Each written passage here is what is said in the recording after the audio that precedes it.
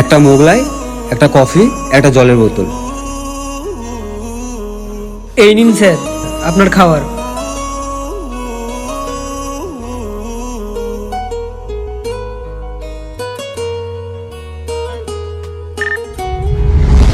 আরে এ তো বিল না দিয়ে চলে যাচ্ছে। ও দাদা, হ্যাঁ, কি হলো?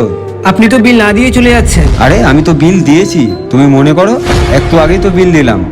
না স্যার, আপনি তো বিলটা দেননি। একটু আগেই তো বিল দিলাম। কি হলো সোনাউল, কোনো সমস্যা?